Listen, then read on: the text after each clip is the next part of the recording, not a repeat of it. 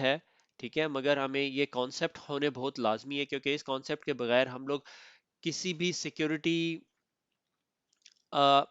Design को अच्छी तरह डिप्लॉय नहीं कर सकते या उसको समझ नहीं सकते, ठीक है। तो एक्सेस कंट्रोल है क्या?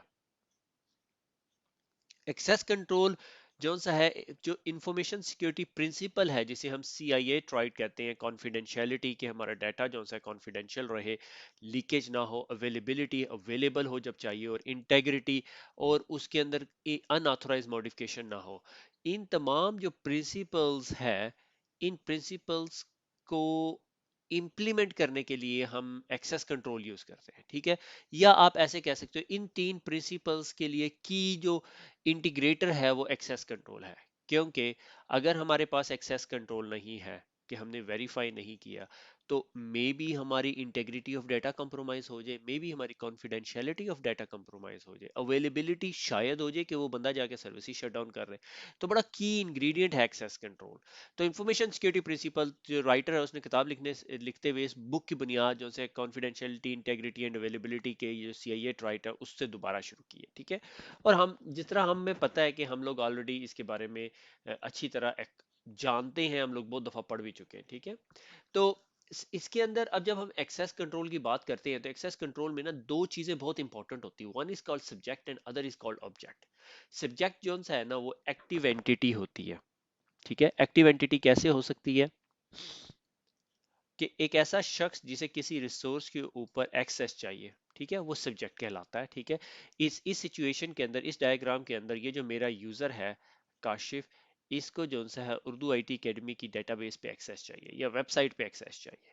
तो ये जो एक्सेस सब्जेक्ट है वो मैं हूंगा, और ऑब्जेक्ट एक पैसिव एंटिटी होगी, उर्दू IT अकेडमी की वेबसाइट हो सकती है, उर्दू IT अकेडमी की डेटाबेस हो सकती है, उर्दू IT अकेडमी की यूजर नेम पासवर्ड्स की डेटाबेस हो सकती है, ठीक है, जितने लोग एडमिन वहां पे हैं, क्योंकि हम उर्दू IT अकेडमी पे किसी यूजर नेम पासवर्ड सेव नहीं करते। तो ये जो दो सब्जेक्ट एंड ऑब्जेक्ट हैं, ये बहुत कॉमन वर्ड है, ये अक्सर आपको सुनने को मिलेंगे, नॉट अ प्रैक्टिकल लाइफ, मगर जब भी आप डिज़ाइन की बात करेंगे, डिज़ाइन इम्प्लीमेंटेशन की बात करेंगे, तो सब्जेक्ट एंड एक्सेस ऑब्जेक्ट जो है बहुत इंपॉर्टेंट चीज़ है। ऑब्जेक्ट एक ऐसा पैसिव कंटेनर है जिसके अंदर आपके कंपोनेंट्स पड़े हुए हैं जिन्हें आप सेव करना चाहते हैं, और इन दोनों चीजों को जोड़ने के लिए बीच में आपको चाहिए होगा एक्सेस कंट्रोल, ठीक है। से for example Urdu IT academy का जो बैक एंड एप्लीकेशन है उस पे आपको यूजर नेम पासवर्ड चाहिए होता है, ठीक है। तो वो हम कहते हैं हमारा एक्सेस कंट्रोल मैकेनिज्म या एक्सेस कंट्रोल प्रोसीजर है, ठीक है। और उसके बाद इस एक्सेस कंट्रोल की वजह से जो उर्दू IT अकेडमी की डेटाबेस है उसकी हम confidentiality, integrity and availability maintain करते हैं, क्योंकि कल को कोई डेटाबेस वाइप कर दे, आप उर्दू IT के पेज पर आएंगे, आपको लेक्चर्स नहीं नजर आएंगे, ठीक है, क्योंकि डेटाबेस वाइप कर दी किसी ने, ठीक है। अवेलेबिलिटी डिस्टर्ब होगी। इंटेग्रिटी क्या? कि लेक्चर ए पे वन पे क्लिक करें और जी CCNA राउटिंग स्विचिंग का लेक्चर खुल जाए, ठीक है। कॉन्फिडेंशियलिटी क्या? कि अगर हमारे पास कोई कॉन्फिडेंशियल इन्फॉर्मेशन पड़ी हुई है, लकी है ना, हमारे पास कोई कॉन्फिडेंशियल इन्फॉर्मेशन है नहीं हमारी वेबसाइट पे, तो इस वजह से कोई बड़ा इश्यू नहीं है, ठीक हो गया। तो subject and object are two important component. Subject एक यूजर अकाउंट भी हो सकता है, एक एप्लीकेशन भी हो सकती है, एक सॉफ्टवेयर भी हो सकता है, एक सर्विसेज भी हो सकती है, और ऑब्जेक्ट कोई डेटाबेस भी हो सकती है, वेब सर्विसेज भी हो सकती है, और भी कुछ भी हो सकता है, ठीक है। डिफरेंट सिनेरियोज में डिफरेंट सिचुएशन। और एक्सेस कंट्रोल एक ऐसा मैकेनिज्म जो हमने बीच में रखा हुआ है कि हम वेरीफाई कर सके कि काशिफ वो बंदा है जो ये कह रहा है वो है, और क्या उसे एक्सेस हासिल है, ठीक है। ये जो प्रॉपर डोर लॉक मैकेनिज्म है इसको हम एक्सेस कंट्रोल कह रहे हैं, ठीक हो गया। अच्छा, एक्सेस कंट्रोल फंडामेंटल्स के अंदर, यानी किसी भी एक्सेस कंट्रोल जहां भी हम कहीं पर भी लगाते हैं, ठीक है, बिल्डिंग्स में लगा दें या किसी सिस्टम्स के अंदर इंटीग्रेट कर दें, ठीक है। एक्सेस कंट्रोल बहुत हायर लेवल पे टर्म भी बोली जा सकती है, कि बिल्डिंग के अंदर जो एक्सेस कंट्रोल मैकेनिज्म है, कि वो स्वाइप कार्ड के मैकेनिज्म है, उसे भी एक्सेस कंट्रोल कहते हैं हम लोग, ठीक है। तो आइडेंटिफिकेशन पहला स्टेप है, आइडेंटिफाई करना, first step in the process, कि एक यूजर जो सा है वो कैसे आइडेंटिफाई हो रहा है, यूनिक यूजर है, ठीक है। और उसका जो यूजर नेम है वो नॉन डिस्क्रिप्टिव हो, एडमिन ना हो, मास्टर ना हो, रूट ना हो, काशिफ हो, ठीक है, कोई मसला नहीं है, ठीक है। काशिफ 123 हो, कोई मसला नहीं है, इजी टू रिमेंबर होना चाहिए। अगर मेरा user name Kashif 987654 star ABC हो, तो मुझे भी यूजर नेम याद करना मुश्किल हो जाएगा। और identity and identity secret consider नहीं होती। बहुत सारे लोग समझते हैं कि यूजर नेम जो सा है या आइडेंटिफिकेशन ऑफ द यूजर जो सा वो सीक्रेट होता है। सीक्रेट नहीं होता, मगर ऐसा नहीं होता जो स्टैंडर्ड एडमिन हो, ठीक है, या स्टैंडर्ड रूट हो। अक्सर कहा जाता है कि अपने एडमिनिस्ट्रेटर अकाउंट्स जो है वो डिसेबल कर दिए जाए, ठीक है। Guest account by default created जितने अकाउंट्स हैं वो डिसेबल कर दिए जाए कि कल को खुदा ना खास्ता कोई चीज लीक आउट हो जाए तो मसला ना बनाए, ठीक है।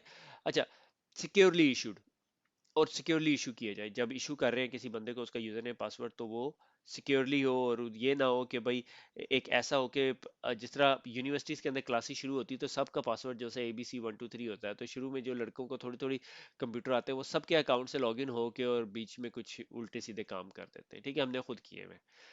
अच्छा, उसके बाद जो सा है दूसरा स्टेप एक्सेस कंट्रोल का जो की फंडामेंटल स्टेप है इज ऑथेंटिकेशन, ठीक है। ऑथेंटिकेट करना कि अगर मैं आके कहता हूँ कि मैं काशिफ हूं, तो वो कहता है अच्छा चलो मुझे साबित करो तुम काशिफ हो, ठीक है। तो नॉर्मली हम क्या करते हैं, हम अपना पासवर्ड डालते हैं और वो पासवर्ड वेरीफाई करता है। This is called authentication by knowledge, कि मेरे पास किसी चीज का नॉलेज है। My father's name, my mother's name, my date of birth, my place of birth, और माई सीक्रेट क्वेश्चन, ये सारे ऑथेंटिकेशन बाय नॉलेज है, ठीक है। ऑथेंटिकेशन बाय ऑनरशिप क्या, कि मेरे पास कोई टोकन हो, उसकी बेस पे ऑथेंटिकेशन हो जाए। आप में से हम सबके पास है गूगल ऑथेंटिकेटर हो सकता है, ठीक है। ऑथेंटिकेशन बाय कैरेक्टरिस्टिक्स, ठीक है, बायोमेट्रिक ऑथेंटिकेशन भी हो सकती है, ठीक है, जो डोर लॉक्स है, हैंड ज्योमेट्री, फिंगरप्रिंट्स, ये सारा कुछ है। अच्छा, जब हम ऑथेंटिकेशन कर रहे होते हैं ना, तो हमारे पास एक्सेस कंट्रोल में, अभी हम थोड़ा सा ऑफ टॉपिक जा रहे हैं, तो एक्सेस कंट्रोल के अंदर ना दो किस्म के एरर्स होते हैं, ठीक है। एक टाइप 1 और टाइप 2 एरर होते हैं। टाइप 1 एरर क्या होता है, फॉल्स रिजेक्ट। फॉल्स रिजेक्ट से मुराद के बंदा आया और हमने लेजिटिमेट बंदा था, वहां काम करता था, हमने उसे रिजेक्ट कर दिया। ये टाइप 1 एरर है, ठीक है, ये टाइप 1 एरर है कि रियल बंदा था मगर हमने उसे रिजेक्ट कर दिया, ठीक है। और टाइप 2 में ऐसा था कि हमारी कंपनी का बंदा ही नहीं था, उसने अपने फिंगरप्रिंट दिए और कंपनी ने उसे अंदर आने दिया, ठीक है। टाइप 2 एरर जो सा है मोर डेंजरस होता है as compare to type 1 error. मगर अब जब आप इस तरह के सिस्टम्स, कुछ ऐसे सिस्टम जो टाइप 1 और टाइप 2 एरर प्रोड्यूस करते हैं, उनका जब आप मैप बनाते हैं, ये आपका मैप बना हुआ है, ठीक है, तो एरर रेट और सेंसिटिविटी दोनों को मलहूज़ खातिर रखना आपने, ठीक है, कि जितना ज्यादा सेंसिटिव करते जाएंगे उतने एरर रेट बढ़ना शुरू हो जाएगा, ठीक है। और जितना आप सेंसिटिविटी कम करना शुरू कर देंगे एरर रेट कम होना शुरू हो जाएगा, मगर फिर मे भी टाइप 1 एरर आना शुरू हो जाए, ठीक है ना, कि सेंसिटिविटी जो सा है वो इंक्रीज हो रही है, डिक्रीज हो रही है, डिपेंडिंग अपॉन द सिचुएशन, ठीक है। तो हम एक एक ऐसी लोकेशन पे इस चीज को मैप कर देते हैं कि क्रॉस एरर रेट जो सा है वो मिनिमम हो, टाइप 1 भी आने का चांस हो, टाइप 2 भी आने का चांस हो, मगर फिर भी हम उसको एक्सेप्टेबल कर लेते हैं, ठीक है। इस तरह के बहुत सारे सिस्टम है, mostly biometric, fingerprint scan, hand scan, retina scan, ये सारी चीजें होती हैं, और उसके अंदर पॉसिबिलिटी हो सकती है लाइक आईफोन के ऊपर जो रिसेंट आईफोन है उनके ऊपर आया, अब उसके अंदर आप लेटेक्स चढ़ा के और वो कर सकते हैं, ठीक है, वो एक्चुअली आपका इमेज ले रहा है, फिंगरप्रिंट स्कैन नहीं है। सो ऑथेंटिकेशन के लिए कभी कभी आपको टर्म्स यूज कर मिल सकती है, something you know, something you have, और something you are. Something you are आपके फिंगरप्रिंट हो सकते हैं, रेटिना स्कैन हो सकता है। समथिंग यू हैव आपके पास एटीएम कार्ड होना, समथिंग यू नो आपका पिन नंबर होना, ठीक है। और इनमें से कोई से भी दो फैक्टर्स को आप ऐड कर ले तो 2 फैक्टर ऑथेंटिकेशन हम उसे कहना शुरू कर देते हैं। अच्छा जी, बंदा आया, उसने बताया मैं काशिफ हूँ, उसने बताया मेरा पासवर्ड ये है, और उसने जी अपना फिंगरप्रिंट भी दे दिया, अब वो ऑथेंटिकेट हो गया। अब ऑथेंटिकेशन का ये मतलब नहीं है उसको एक्सेस भी मिल गई है।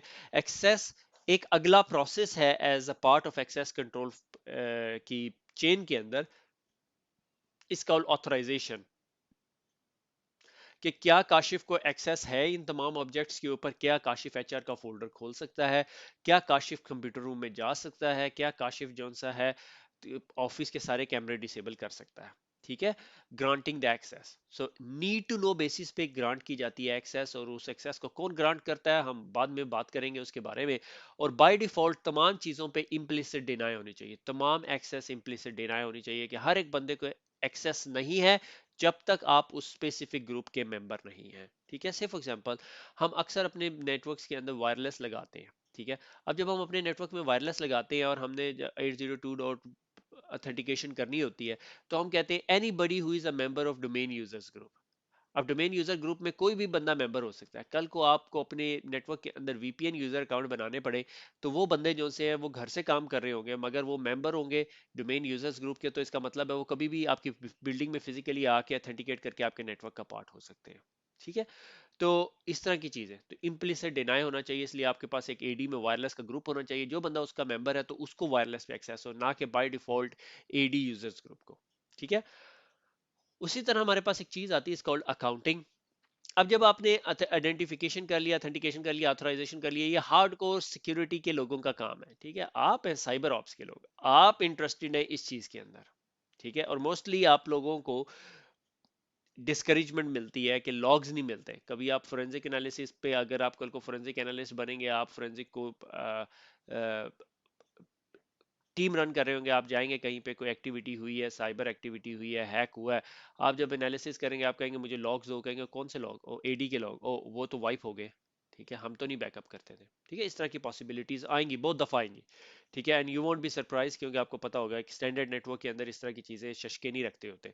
ठीक है, तो accounting is a very very important thing, कि ऑडिटिंग क्या है, मॉनिटरिंग क्या है, इन्वेस्टिगेशन क्या है, ऑडिट ट्रेल्स क्या है, कि कभी कोई आया, लॉग इन हुआ, लॉग ऑफ हुआ, कौन सी पोर्ट से हुआ, कब लॉग इन हुआ, कब लॉग ऑफ हुआ, ये तमाम चीजें जो सी हैं are very very important thing for you being a cyber security ops guy. ठीक है, तो आगे चलते हैं। Access control process.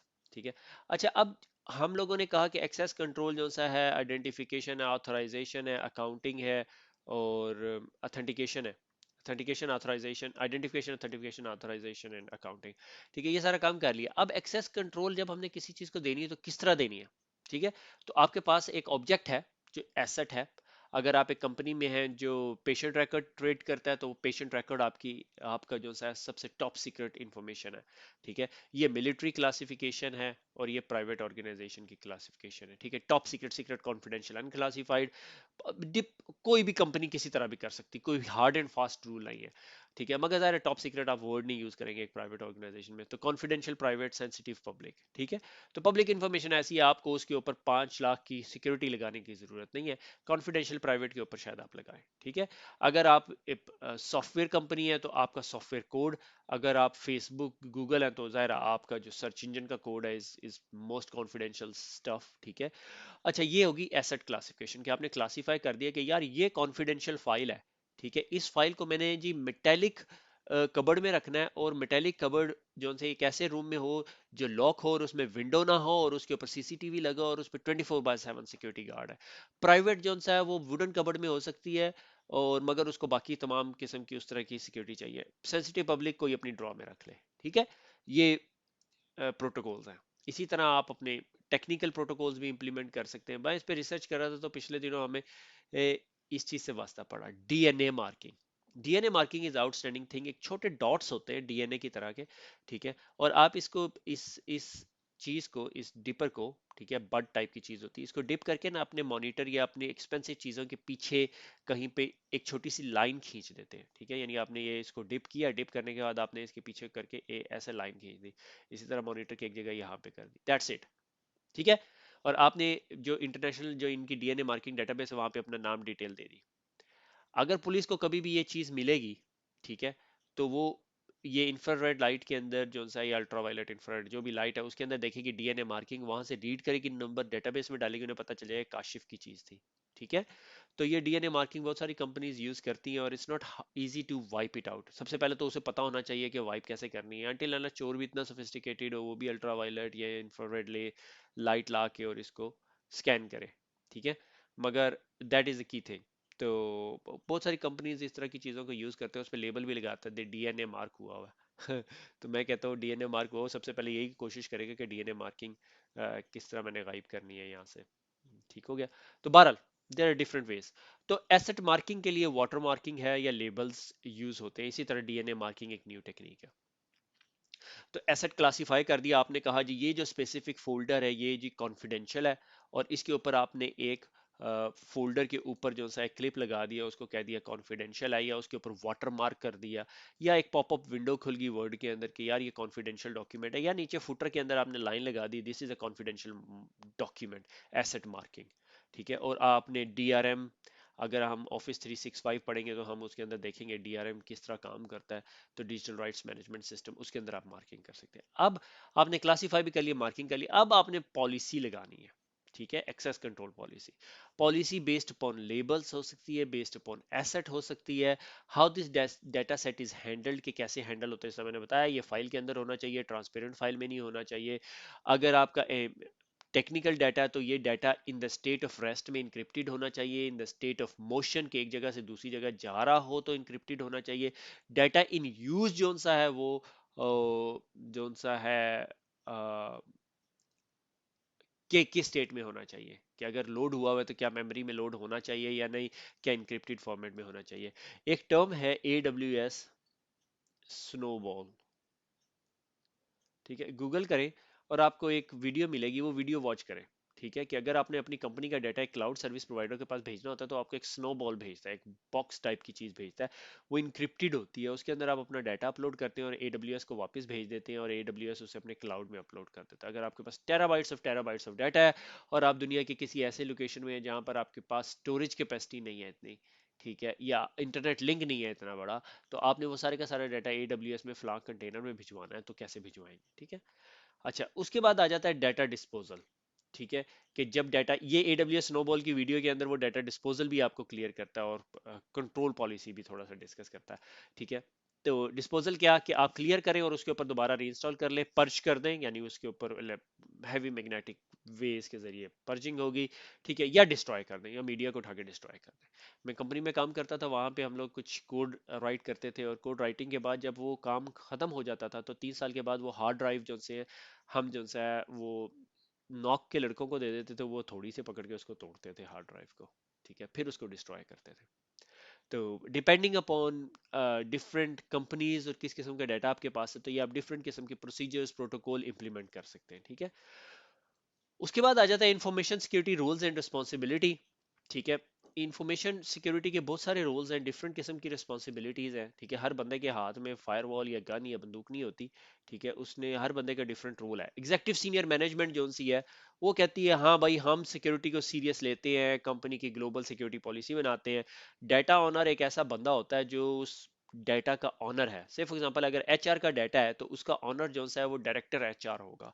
IT director नहीं होगा, सिस्टम एडमिन नहीं होगा, आप नहीं होगे, आपके पास उसके एडमिन राइट्स नहीं होंगे कि आप सबकी सैलरीज देखते पड़े, सिर्फ डाटा ओनर के पास होंगे। डाटा कस्टोडियन जो सा है वो एक ऐसा बंदा होगा जो उस डाटा के ऊपर day to day task perform कर रहा है, प्रॉब्ली HR की टीम। ठीक है, पेरोल एडमिनिस्ट्रेटर्स हो सकते हैं, HR असिस्टेंट हो सकते हैं, डिफरेंट किस्म के लोग। ठीक है, वो डाटा कस्टोडियंस हो गए। Data owner director HR, data custodian HR का स्टाफ, सिस्टम ओनर, ठीक है, responsible for the security of the system, work closely with the data owner to make sure appropriate controls are in place। ठीक है, probably अब यहां पर IT का सिज एडमिन आ सकता है। ठीक है, वो क्या करेगा, अगर किसी को एक्सेस चाहिए होगी तो वो उसको उस अप्रोप्रिएट ग्रुप में डालेगा, मगर उसके लिए उसे अप्रूवल लेनी पड़ेगी डाटा ओनर के पास है। वो अपनी मर्जी से नहीं डालेगा कि उसका दिल किया तो अपने आप में भी डालेगा। ठीक है, और डाटा ओनर के पास इतना नॉलेज आपने देना है उसे कि वो वेरीफाई कर सके कि यार कितने लोगों को इस चीज पे परमिशन है, वो IT पे डिपेंडेंट ना हो। ठीक है, ये डॉजी IT नहीं चलानी चाहिए। ठीक है, मुझे पता है बहुत सारी कंपनीज में क्या होता है। फिर उसके बाद आ जाता है security administrator, manages process of granting access, कि सिस्टम ऑनर जो सा है वो day to day controls in place रखेगा, मगर मेरे ख्याल में ये ये जो रोल है ना ये मोस्टली मर्ज हुआ होता है सिस्टम ऑनर और सिक्योरिटी एडमिनिस्ट्रेटर के। वो ग्रांट करता है कि अगर मैं आता हूँ, मैं कहता हूँ मुझे HR के फोल्डर पे एक्सेस चाहिए, security administrator change control process बनाते, कहता है Kashif need an access to HR folder, और वो फॉर्म उठा के जो सा है डाटा ओनर के पास भेज देता है, डाटा ओनर कहता है अप्रूव्ड। ठीक है, और उसके बाद वो वापस आता है, सिक्योरिटी एडमिनिस्ट्रेटर मुझे उस फोल्डर में या उस फोल्डर पे राइट्स या उस एप्लीकेशन पे राइट्स दे देता है। ठीक है, उसके बाद कुछ और रोल्स आ जाते हैं। एंड यूजर, एंड यूजर कोई भी हो सकता है, हर यूजर भी हो सकता है, मगर उसको सिर्फ अपने HR रिकॉर्ड्स के ऊपर एक्सेस हासिल हो सकती है। ठीक है, उसके अलावा बाकी 3-4 और रोल है। सिक्योरिटी ऑफिसर जो design and implementation of overall security हो सकता है, ऑडिटर जो ऑडिट करता है। ठीक है, इंफॉर्मेशन सिक्योरिटी प्रोफेशनल जो पॉलिसीज बनाता है कि HR के डेटा पे एक्सेस सिर्फ HR को होगी और उसके लिए ये चेंज कंट्रोल का प्रोसेस होगा, अगर किसी और बंदे को एक्सेस चाहिए तो उस डाटा का ऑनर करेगा। ठीक है, और वो स्पेसिफिकली HR से रिलेटेड नहीं होती, ओवरऑल कंपनी वाइड एक पॉलिसी बनाई जाती है। ठीक है, जिसे जिसको अप्रूवल हासिल होती है एग्जेक्टिव मैनेजमेंट की। ठीक हो गया, समझ आ गई? मुझे पता है ये बहुत बोरिंग से है, मगर ये बहुत फंडामेंटल कॉन्सेप्ट्स है। मैं कोशिश कर रहा हूँ, इसलिए मैं रियल टाइम लाइफ एग्जांपल्स दे रहा हूँ आप लोगों को। ठीक है, एक्सेस कंट्रोल टाइप्स। अब एक्सेस कंट्रोल की डिफरेंट किस्म की टाइप है। One is called administrative control. ठीक है, एडमिनिस्ट्रेटिव होते हैं मैनेजेरियल कंट्रोल, मैनेजमेंट के कंट्रोल।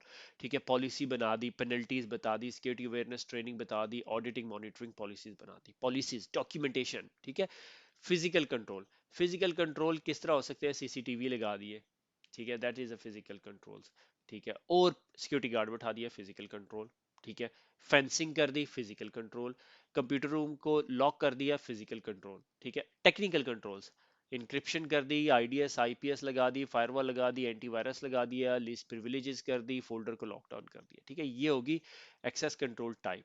ठीक है, अच्छा, अब इन एक्सेस कंट्रोल टाइप्स के अंदर एडमिनिस्ट्रेटिव में फिर further classification, administrative preventative, deterrent, detective, corrective, recovery and compensating controls. ठीक है, इसी तरह फिजिकल में भी इसी तरह ये सारी टाइप्स हैं। ठीक है, और फिर टेक्निकल के अंदर भी बहुत सारी टाइप्स हैं। ठीक है, इसके लिए मैंने एक टेबल चोरी किया कहीं से। ठीक है, सो मैनेजमेंट का डिटेक्टिव कंट्रोल क्या है कि डायरेक्टिव कंट्रोल। ठीक है, डायरेक्टिव मैंने यहाँ पे नहीं लिखा हुआ, डायरेक्टिव नहीं है यहाँ पे। ठीक है, डिपेंडिंग अपॉन बहुत सारे लोग डिफरेंट नेम्स यूज करते हैं। ठीक है, डायरेक्टिव कंट्रोल क्या है कि कंपनी ने कहा ये पॉलिसी है, ये गाइडलाइन है, इसको फॉलो करना है। ठीक है, प्रिवेंटेटिव क्या चीज बचाती है हमें? NDA, separation of duty, warning banner. ठीक है, प्रिवेंट करेगा। ठीक है, डिटेक्टिव, डिटेक्टिव कंट्रोल ये कि हमने लॉग रिव्यू करे, लॉग रिव्यू की, एक दिन देखा कि यार ये एडमिनिस्ट्रेटर रोज रात को 12 बजे लॉग इन होता है, क्यों होता है? ठीक है, करेक्टिव कंट्रोल, अब अगर वो रात को 12 बजे लॉग इन होता है और उसने कुछ पुठा सीधा काम किया तो पेनल्टी दे दें, एडमिनिस्ट्रेटिव लीव दे दें, या कंट्रोल टर्मिनेशन प्रोसेस, या उसको नौकरी से निकाल दें कि इसको प्रोसेस को करेक्ट कैसे करना है। ठीक है, और रिकवरी कंट्रोल, खुदा ना खास्ता उसने उड़ा दिया सारा कुछ, तो अब उसको रिकवर कैसे करना है? तो हमारे पास बीसीपी डीआरपी प्रोसेस है। मगर ये सारे देखें मैनेजेरियल है। ठीक है, अब इसी तरह अगर आप फिजिकल सिक्योरिटी कंट्रोल्स की बात करते हैं, ठीक है, और टाइप्स, कंट्रोल एंड टाइप्स इसमें लिखा हुआ है इसमें। ठीक है, प्रोसीजर, फिजिकल सिक्योरिटी प्रोसीजर क्या है? प्रिवेंटेटिव, प्रिवेंट क्या करेगा? Locks, batch system, security guard. Detect क्या करेगा? CCTV camera. करेक्टिव क्या है? User behaviour modification, modify update physical barrier. Recovery control, reconstruction, official facilities, of site facilities. ठीक है, कि हमारे पास कहीं ऑफ साइट फैसिलिटी। इसी तरह टेक्निकल कंट्रोल्स, डायरेक्टिव क्या? स्टैंडर्ड्स जो से हैं, टेक्निकल स्टैंडर्ड या इंफॉर्मेशन सिक्योरिटी स्टैंडर्ड्स। ठीक है, यूजर ऑथेंटिकेशन प्रिवेंट करता है, ACL, firewall, IPS. Detective logs, obviously. Corrective क्या? Isolation, termination, containment. ठीक है, कि हमने देख लिया कि कुछ हो गया है, ये पीसी 2 नंबर काम कर रहा है, रैंसमवेयर चलाने लगा है, कंटेन कर दिया। रिकवरी, बैकअप से रिस्टोर करें या रीबिल्ड करें। ठीक है, ये तमाम कंट्रोल टाइप्स हैं। तो अक्सर लड़के जब आप मीटिंग में बैठे होते हैं, इस तरह के भारी वर्ड कभी कभी यूज हो सकते हैं कि हमें डिटेक्टिव टेक्निकल कंट्रोल इंप्लीमेंट करने चाहिए। ठीक है, डिटेक्टिव टेक्निकल कंट्रोल से क्या हमारा लॉग मॉनिटरिंग होनी चाहिए। ठीक है, करेक्टिव कंट्रोल ये है, रिकवरी कंट्रोल ये है। तो बहुत जगह इस तरह के वर्ड जो से हैं, let you sell in the ideas. ठीक है, इट रियली हेल्प्स। ठीक हो गया। तो आज हमने जो से एक्सेस कंट्रोल को काफी काफी डिटेल में जाके पढ़ा, मगर बड़ा हमारा बहुत इन डेप्थ नहीं था, मगर हमने बहुत सारी चीजें डिस्कस की हैं। तो I would suggest you go through the book. मेरे ख्याल में 4 या 5 पेजेस, 4 या 5 पेजेस से ज्यादा हमने पढ़े हैं। तो इसको एक दफा रिवाइज कर लें इंशाल्लाह। फिर और क्विज इंजन पे ट्राई करते रहें। तो खुश रहें, दुआ में याद रखिएगा, फिर मुलाकात होगी। अल्लाह हाफिज।